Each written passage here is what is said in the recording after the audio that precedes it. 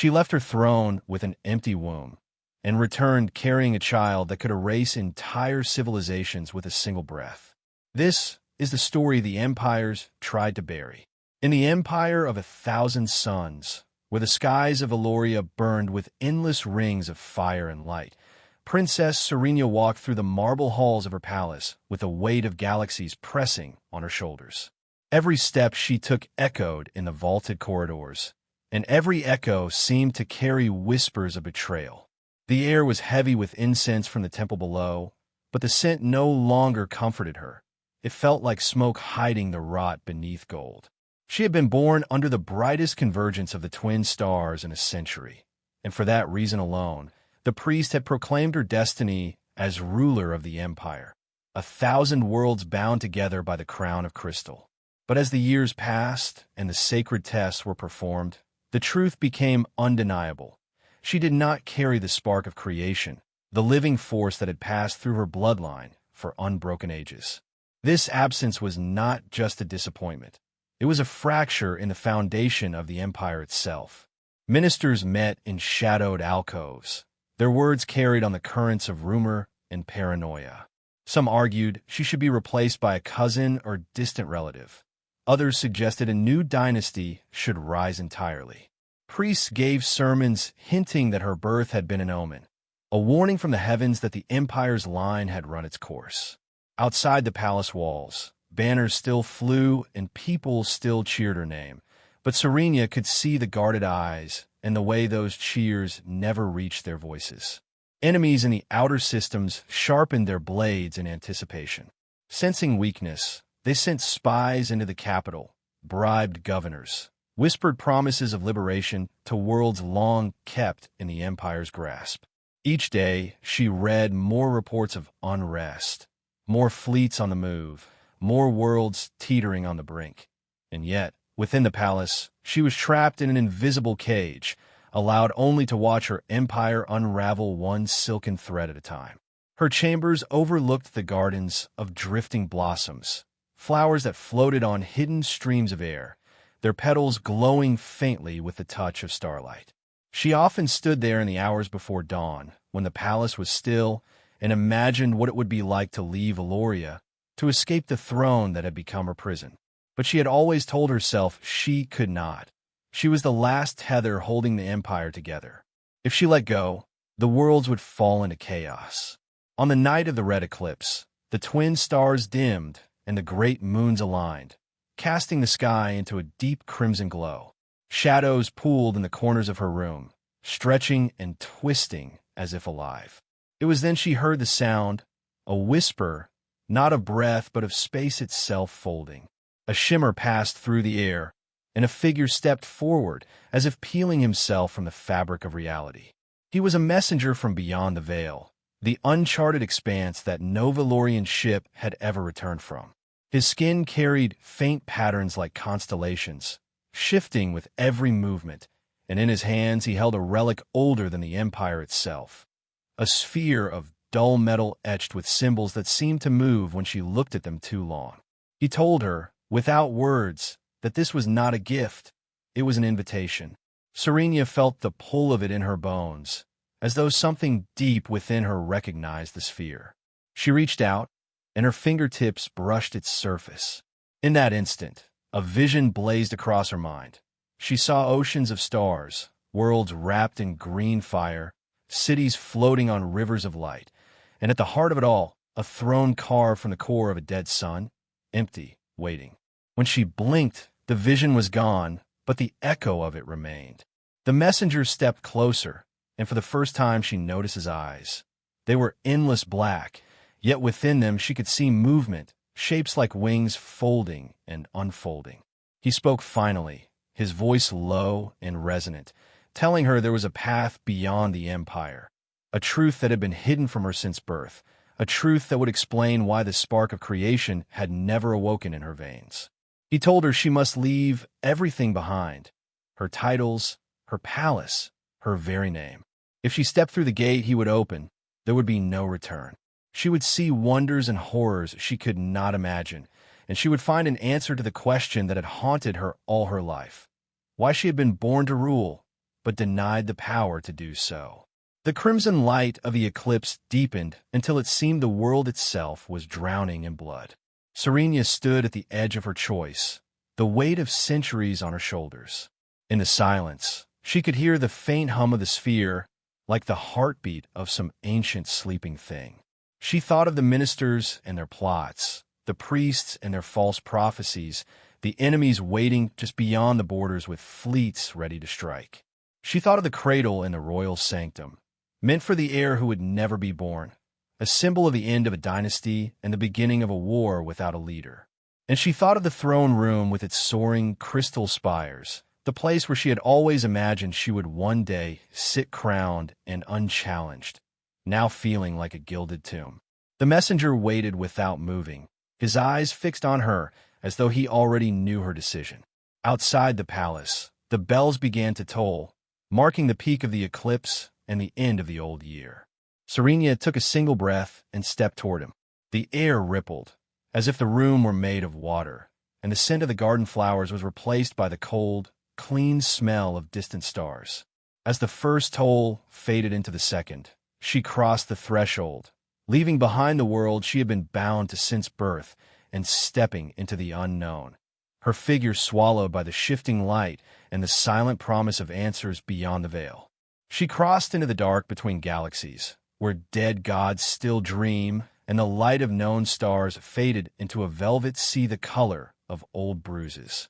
Princess Serenia stood on the deck of her vessel, the Asterion, watching the navigational charts shiver with static as they entered the Black Veil, a region of space avoided by even the most fearless traders and outlaws. Officially, her journey was called a diplomatic mission, an attempt to explore an uncharted border and establish new relations. But every officer and servant aboard knew the truth. She had been banished, wrapped in the silk of polite lies. The ministers called it a strategic posting. The priests called it a pilgrimage. But she knew it was exile, pure and simple. The veil did not welcome travelers.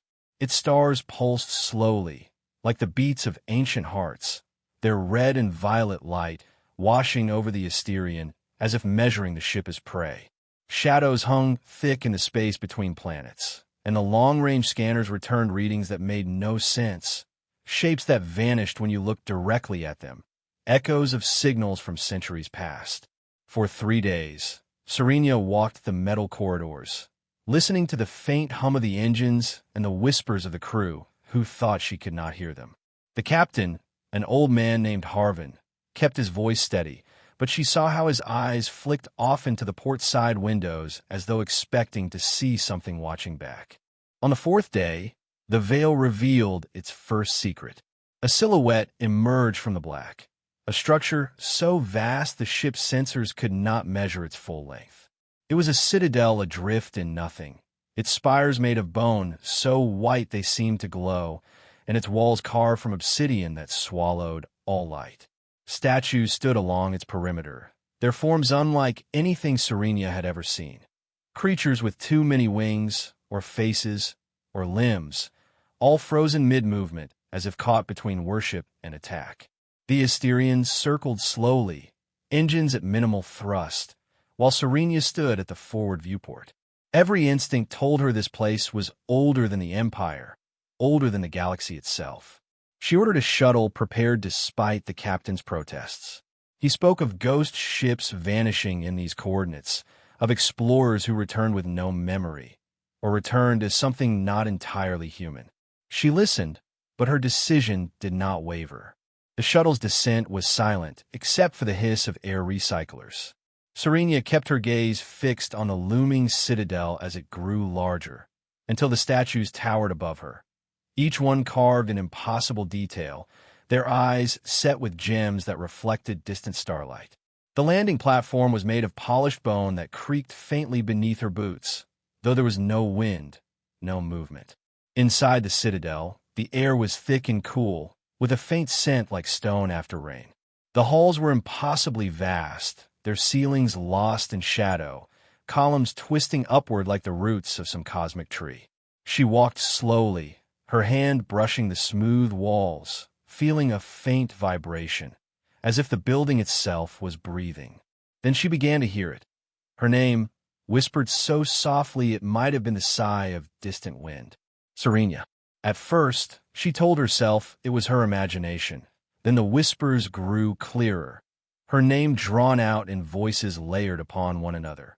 Male and female, young and old, a chorus from every direction. She turned but saw no one. The deeper she went, the slower her steps became. Not from fear, but because time itself seemed to stretch.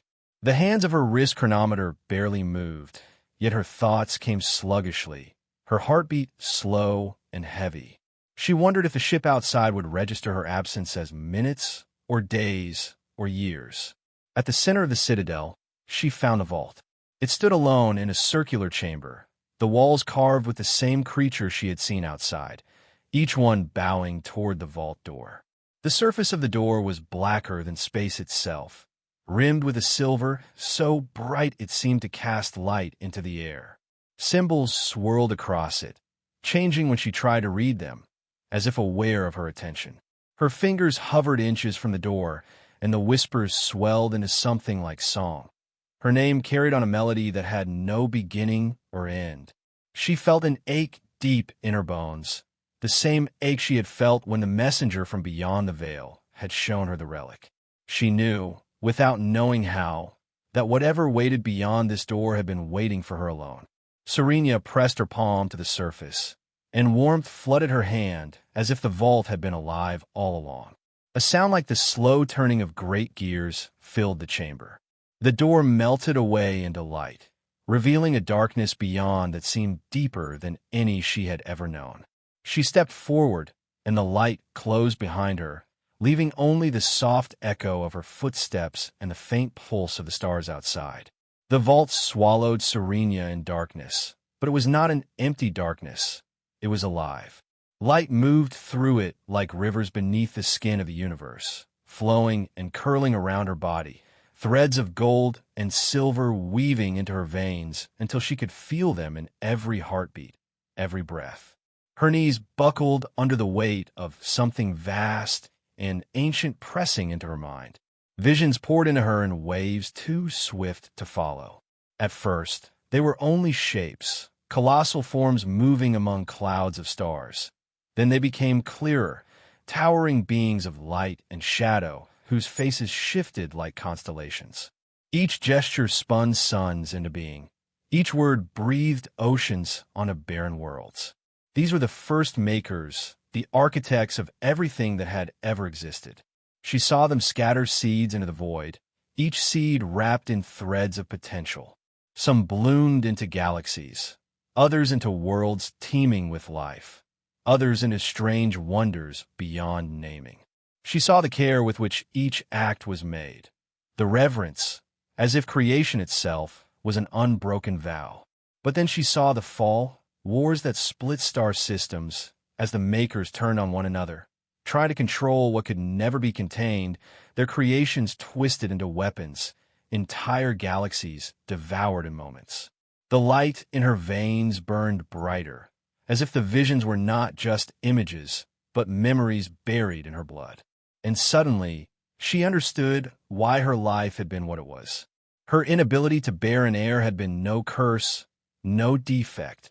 It was a safeguard, a lock upon the most dangerous gift in the cosmos. She had been chosen not to pass life on, but to guard it until the time was right. Before her floated a single object, small enough to rest in her palm, and yet it radiated a force that pulled at the air around it. It was the seed of the first maker, a fragment of the essence that could create life in any form, rewrite the laws of nature, shape stars, or extinguish them.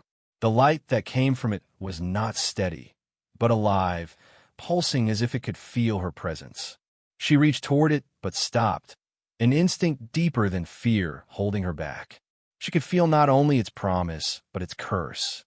Infinite responsibility, infinite weight. Every act of creation also carried the power to destroy. If she took it, she would be bound to its will as much as it would be bound to hers. She would never again be only Serena of Veloria. She would become something else entirely, something the galaxy would either worship or hunt. The whispers from before returned, but now they were clear. They spoke in the voices of the first makers themselves, their language older than stars, yet understood perfectly in her heart. They told her this was her birthright and her burden. They told her the empire she knew was already crumbling from within, that her ministers plotted her removal not because she was powerless, but because they feared what she could become. She thought of the burning ringed skies of her home world, the marble halls of the palace, the endless ceremonies that had bound her life since birth. She thought of the ministers whispering in dark chambers, of the priests who declared her an omen of ill fortune. She thought of the empty cradle in her chambers, the symbol of her failure, and she saw it for what it truly was, a lock holding back the tide of creation until this moment. Her hand closed around the seed, its surface smooth and warm like living skin. The moment she touched it, the visions deepened. She saw the blueprint of every life that had ever existed flowing through her mind. The spiral of a seashell on a distant shore, the pattern of a wing on a creature that would not live for another 1,000 years, the face of a child she had never met, but somehow loved with a force that ached in her chest. She saw how every being was connected by threads of light, and how those threads could be woven or cut. The weight of choice pressed down upon her. If she used the seed, she could heal dying worlds, bring back species long extinct, create life where none had ever been. But she could also erase all of it with a single act. And she knew there would be those who would try to take it from her, to wield it for conquest and control. Her mind flickered with possibilities. In one vision, she saw herself ruling an empire of peace, her worlds blooming in harmony. In another, she saw herself standing on the ruins of a galaxy, her hands empty and her heart hollow. She understood then that the seed was not a gift to be used lightly. It was a question, one she would answer with every choice from this moment on. The darkness around her began to shift, the light retreating toward the vault door. She felt the seed's pulse settle into rhythm with her own heart, as if they had become one. She stepped forward, the door opening once more to the bone and obsidian halls of the citadel. Outside, time felt different. Her chronometer told her only minutes had passed, yet she knew in her bones that ages had moved within her. The statues and halls seemed to watch her now, their jeweled eyes glinting in faint approval or warning. She could not tell. The whispers had gone silent, replaced by a stillness that felt expectant, as though the entire citadel was holding its breath. She crossed the threshold to the landing platform, the Asterian waiting like a faithful shadow in the void. The captain's voice came through her calm, asking if she had found anything. She looked down at her hand, where the seed rested, small and unassuming, and thought of the truth she could never fully explain.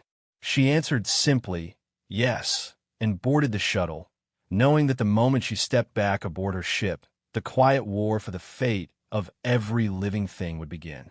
The throne hall of Eloria had always been a place of ceremony, of rigid order and rehearsed grace. But that day, it became a place where time itself seemed to falter. Marble pillars stretched endlessly upward, their golden inlays catching the light of the burning ringed sky outside the great windows.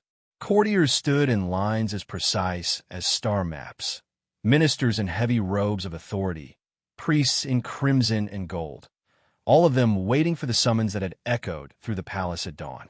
She came not from the side entrances, as most banished royals might, but from the great doors themselves, the ones carved with the history of the first reign, doors that had not opened for her in years.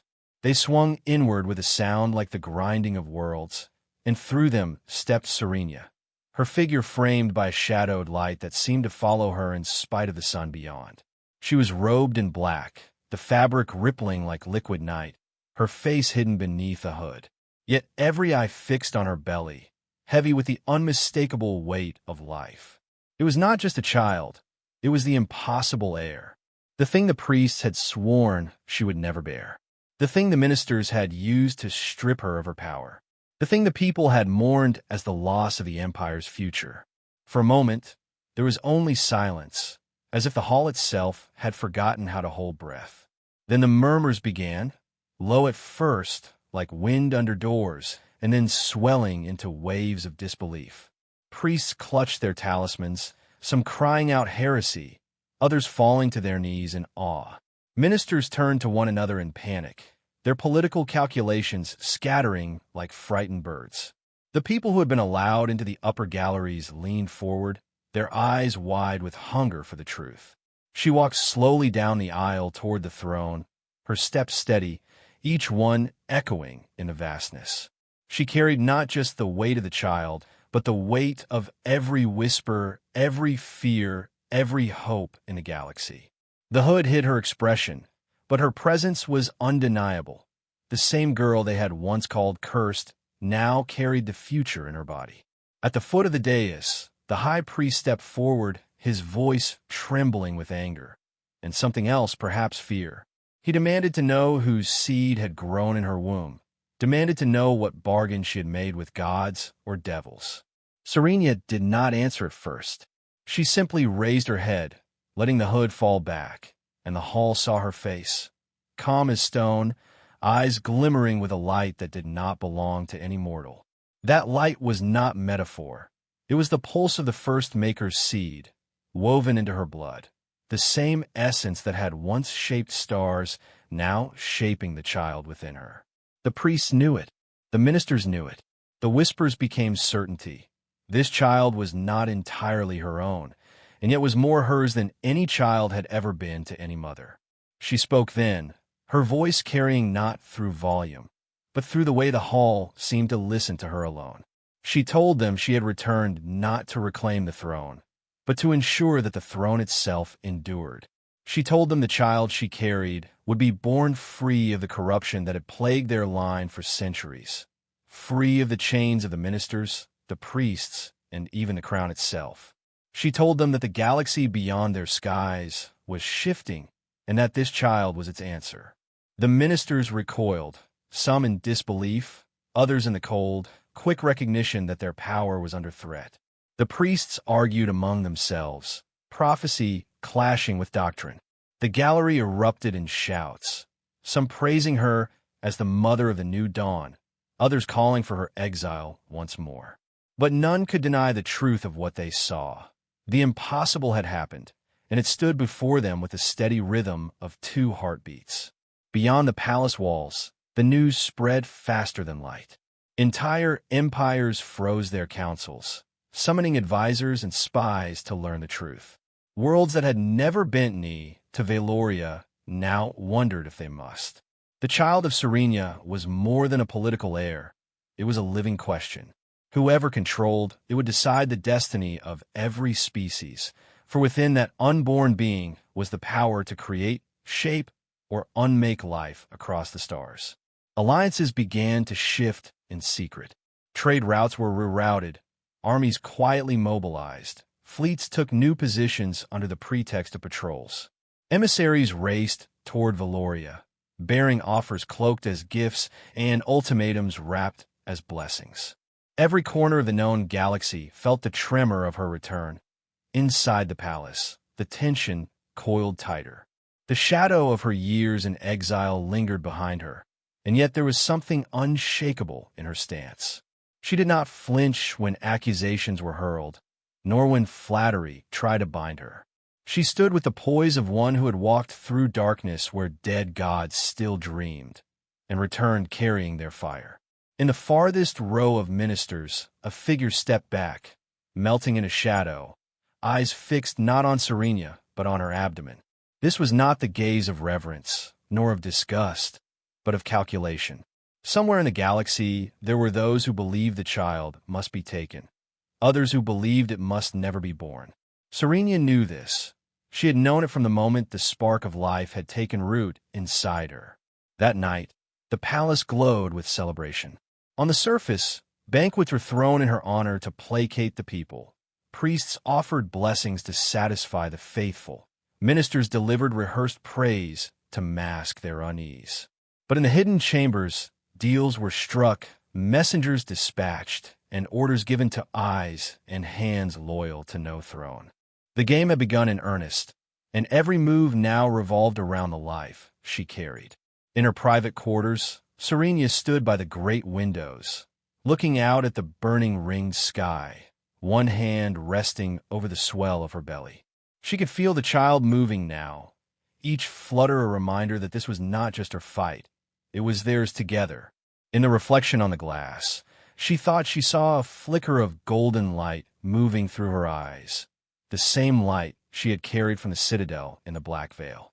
She whispered a vow, not to the ministers, nor the priests, nor even to the empire, but to the being within her, that she would not let them be used, that she would not let them be caged.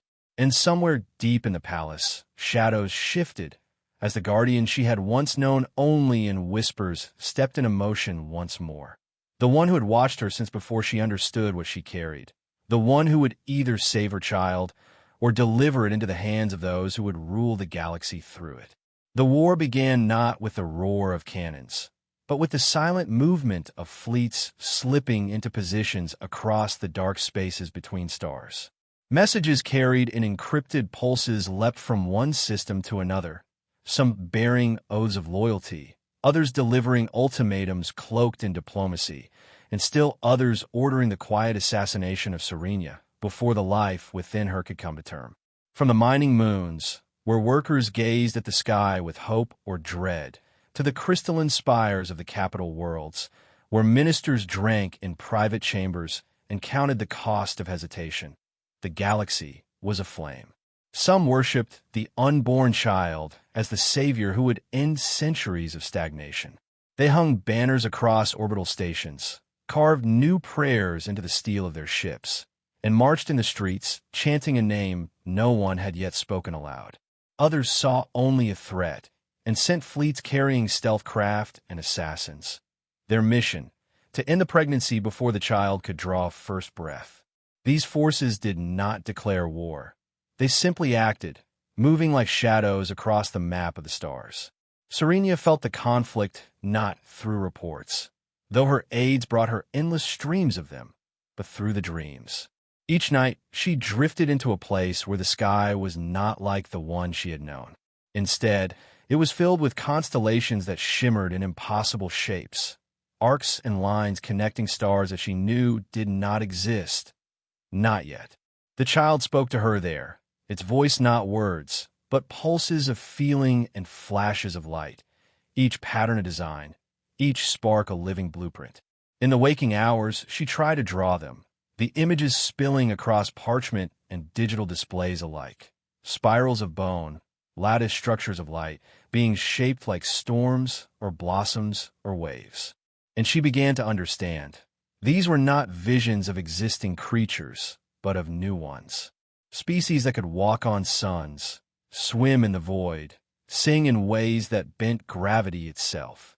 The child was showing her creation at a scale the galaxy had forgotten. At first, she kept the visions to herself, fearing that even her closest allies might see them as madness. But when the war began to touch the outer worlds loyal to her, she began to act on them. The first blueprint she followed produced a fleet of organic ships grown from living tissue, their hulls healing themselves from damage, their engines silent and invisible to most forms of detection. They became her hidden advantage in the first wave of the war. Her enemies adapted quickly. The fleets that sought her out grew larger, more desperate, and as they closed in, she was forced to move constantly, never staying in one system long enough for spies to track her. She traveled aboard a hybrid vessel, part palace, part warship, with walls lined in the blackstone she had taken from the citadel in the Black Veil, blackstone that bent time and confused sensors. On the world she passed through, whispers spread faster than her ship could travel. Some said she was a prophet, touched by the first makers. Others swore she was a heretic, birthing the destroyer of worlds. On the mining moon of Korovar, riots broke out when two factions clashed in the streets. One group waving her sigil and singing the hymn of new stars, the other carrying torches and chanting for her death. The smoke from their battle rose into the thin sky like a second moon. In the halls of power, her name was a dividing line. Ministers aligned themselves into secret blocks, some sending her aid through back channels, others conspiring with her enemies. The priests were split as well, half preaching her as the vessel of divine renewal, half calling for her excommunication. Entire religions fractured over the question of her unborn child. The dreams continued, and the child's voice grew clearer in them, showing her constellations that changed each night, each one revealing a new species, a new possibility. Serenia began to suspect that these visions were not simply art. They were plans for survival. The galaxy was burning itself out. The same empires fighting now had been locked in the same wars for centuries, their populations shrinking, their worlds stripped bare. The child was offering her a way out, a way forward. But every creation had a cost. She could feel the strain in her body, the power of the first maker's seed demanding more than mortal flesh could give. Some nights, she woke unable to move, the light in her veins pulsing so brightly that her skin seemed to glow. Her physicians warned her that she might not live to see the birth if the war continued to push her to such extremes. The war itself began to shift as factions realized the conflict was no longer about borders or resources. It was about existence, about who would inherit the future when the old powers fell. The phrase War of Unborn Stars spread across every channel, a name that turned every battle into a prophecy. Each victory or loss, not just a military outcome, but a sign of the future to come. Assassins reached her more than once. The first time in the silent corridors of her ship, where a figure dressed in the robes of a servant slipped a blade toward her belly, only to be stopped by the Shadow Guardian who had followed her since the day she returned to Veloria. The second time, on a neutral world, where a meeting of envoys turned into a firefight in the rain, lit by the colors of 100 banners. She survived each attempt, but knew the next one could be different. Through it all, the child kept speaking, its constellations growing more complex, its blueprints more daring, as if it too felt the urgency of the war. Serenia realized the designs were not just creatures, but armies, entire ecosystems of beings that could live in symbiosis with her people, defend them, explore the uncharted spaces between galaxies. She began to dream of a day when no empire would need to fight because life itself would be abundant and shared. But she also knew that such a day could never come if she fell now. So she pressed on, moving her forces like shadows, playing the war as much in whispers and misdirection as in fire and steel. Each time her fleet struck, they did so in ways her enemies could not predict, weaving the strategies of humans and the designs of the child into something entirely new. And yet, she could feel the net closing. The more victories she scored, the more determined her enemies became. Fleets larger than any she had faced before were beginning to converge, their commanders desperate to end the war before the child could be born. In the last dream before the final push, she saw the sky break open and a new constellation flare into life. One she did not recognize, a shape that made her wake in cold fear. For the first time, the child's vision was not of something new, but of something hunting them. The revelation came not in a thunderclap of prophecy, but in the soft hum of the vault awakening, its walls alive with lines of shifting light, the air heavy with the weight of every life that had ever been and could ever be. Serenia stood in the center, her hands cradling the seed that pulsed with a slow and deliberate rhythm, like the heartbeat of a sleeping god. The seed was no mere relic, no simple artifact of the first makers. It was a living code, a thread of reality woven into a form she could touch. It spoke to her not in words, but in visions flooding her mind with the truth, each pulse unraveling the veil she had carried since the day she had taken it from the vault in the Black Veil. She saw herself as the pivot point of all sentient life in the galaxy. She could gift eternal life to every being, burn disease from the marrow, end extinction across every star. But with that perfection would come stillness. No death, no birth, no change. And in that stillness, ecosystems would collapse, worlds would choke on their own abundance, billions would perish in the quiet of immortality. The other path was no less terrible. She could wield the seed as a blade, erasing entire civilizations to make space for new evolution, wiping away species as easily as a painter erases lines from a canvas. The emptiness left behind would allow new life to rise, vibrant and unpredictable. But the cost would be a genocide so vast the galaxy would never forgive her. The grand hall of the vault was silent, save for the soft music of the code flowing through the seed. Around her, the walls displayed the fates of worlds depending on her choice. In one vision, she saw planets gleaming in perfect harmony, their people living endless lives, their skies free of war, their cities unchanging monuments to peace, until the oceans dried and the soil turned to dust and the stars burned with no eyes left to see them. In another vision, she saw fire sweeping through the galaxy, fleets burning worlds, the old falling to make way for the new, green shoots rising from ash, creatures shaped in ways she could not have imagined before. Her knees trembled, the weight of choice bending her spine more than any crown ever had. She had been raised to rule a people, to hold the balance between tradition and change, between law and mercy. But this was no balance. This was the edge of a blade, with the void yawning on either side. She thought of the priests who had called her cursed, of the ministers who had plotted her downfall, of the allies who had risked everything to keep her alive, and of the enemies who had hunted her across the stars.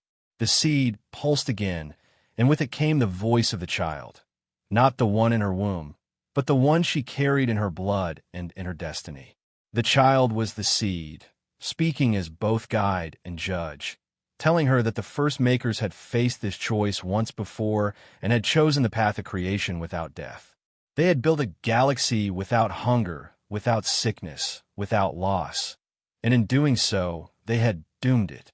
For life without change is a slow death, and their worlds had withered until only a few remained. Those few had passed the seed on, in the hope that someone braver than they would choose differently.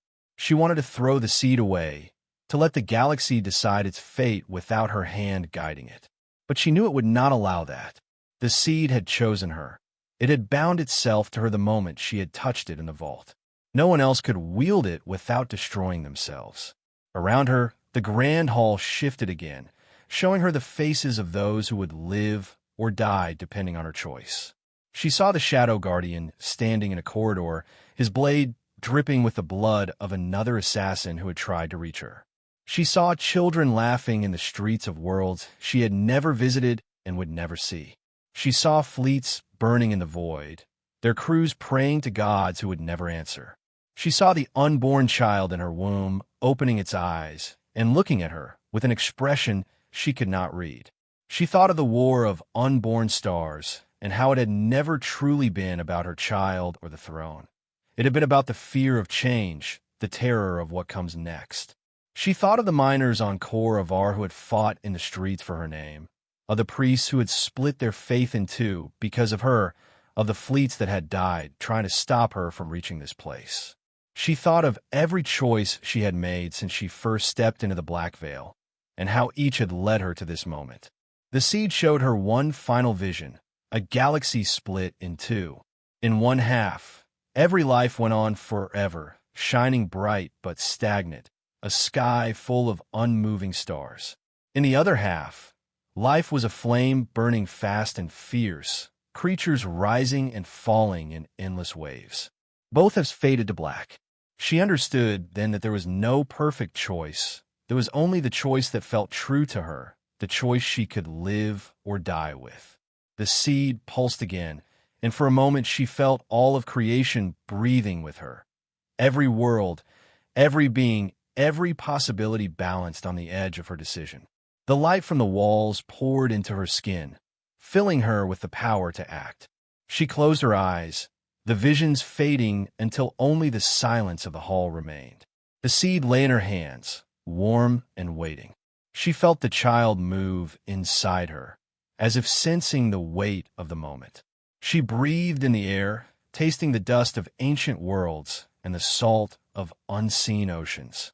She opened her eyes and began to raise the seed, knowing that when she set it down again, the galaxy would be forever changed. The Shadow Guardian stepped forward from the edge of the hall, his expression unreadable, his voice low. He asked if she was ready, and she did not answer, because there were no words, only the act itself. She lifted the seed higher, the pulse of its light merging with the beat of her heart, and in that instant the vault began to shake, as if the stars themselves were holding their breath. When she finally moved, it was with the certainty of someone who had stopped searching for the right path and had chosen simply to walk one. The light burst outward, swallowing the hall, swallowing her, swallowing the galaxy. And somewhere in the darkness that followed, the first new star was born. The war above the throne world raged on, as if the stars themselves had chosen sides. Ships clashing in blinding bursts of light, the debris of shattered vessels raining like dying meteors through the upper atmosphere. And yet, within the heart of the vault, there was only stillness, the kind of stillness that comes before the breaking of the world. Serenia lay upon the ancient dais, the seed cradled beside her, its light now softer than it had ever been, as if it too waited for what was about to happen. The Shadow Guardian stood near the entrance, his blade lowered, his eyes scanning the shifting glyphs that danced across the walls, each one marking the flow of the seed's power. The air inside the vault was warm, heavy with the scent of ozone and something older, something that might have been the breath of the first makers themselves. The child within her moved again, not with the restless twitching of an unborn creature, but with a steady, deliberate rhythm, like the turning of a key in a lock. The moment came without warning. No flash of divine light, no shattering roar of gods. The seed's glow merged with the dim halo of the vault, and Serenia felt a wave of heat travel up her spine, her body tightening with the urgency of birth. The walls responded, shifting in color from deep violet to white gold, beams of light cascading downward until they pooled around her like liquid sunrise. The Shadow Guardian stepped forward, then stopped, as if sensing that his presence in the center of this moment would break something fragile and unspoken. She breathed through the pain, each inhale tasting of metal and fire, each exhale carrying away the last threads of doubt. Her hands gripped the stone beneath her, feeling the ancient runes pulsing with the same rhythm as her own heartbeat. Outside, the fleets screamed through the void, weapons tearing through shields. But here, inside the vault, the war could have been a dream from another lifetime. When the child emerged, there was no cry at first, only a silence so deep it seemed the galaxy itself was holding its breath. Then the sound came, a single note so pure it was not heard but felt in the marrow of every living being. In that instant, a pulse erupted from the vault, a wave of light and shadow spinning outward faster than thought, faster than light itself, passing through ships and planets, through bodies and souls, rewriting the fabric of existence without destroying a single thing. It did not grant eternal life. It did not take life away. Instead, the pulse opened a door inside every sentient mind, a door to change, a door to evolution. In the space of a single breath, every being in the galaxy felt the shape of their own destiny in their hands, and realized they could alter it. They could choose the form they wore, the abilities they wielded, the limits they lived by. They could shed their weaknesses or embrace them, shift their bodies to suit their dreams or their survival. No ruler, no empire, no god could command it, for the power was as personal as the beating of a heart. On the bridge of a burning dreadnought, a dying captain stood straight as his shattered lungs reformed in a shape that no longer needed air. In the markets of distant moons, laborers grew wings and soared above the rooftops. In the deep oceans of Leviathan, the blind saw for the first time. In the deserts of Eloria, the frail walked into the storms without fear. And across every corner of the galaxy, warships powered down, weapons falling silent as crews and commanders alike reeled from the truth of what had been given to them. In the great chambers of the palace, ministers who had plotted against her now stood in awe, unable to speak. Priests fell to their knees, their faith remade in the space between one heartbeat and the next. The wars that had torn entire systems apart halted.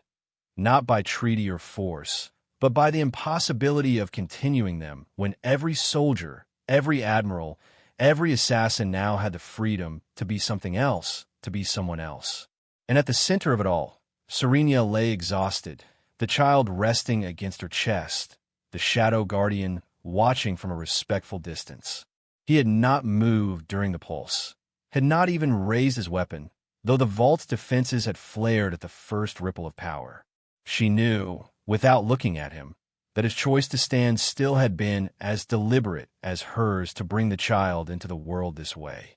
The seed no longer glowed. It was empty, or perhaps it had never been separate from the child to begin with. Serenia traced a hand along the infant's skin, feeling the warmth of something vast and ageless breathing beneath the tiny frame. The child's eyes opened, once dark and unformed, now swirling with shifting constellations, and in those eyes she saw not the burden of rule or the hunger for power, but the promise of choice and the endless horizon of change. She knew then that the galaxy would never be the same. Empires built on control would crumble, not because of rebellion, but because their people no longer needed permission to become what they desired.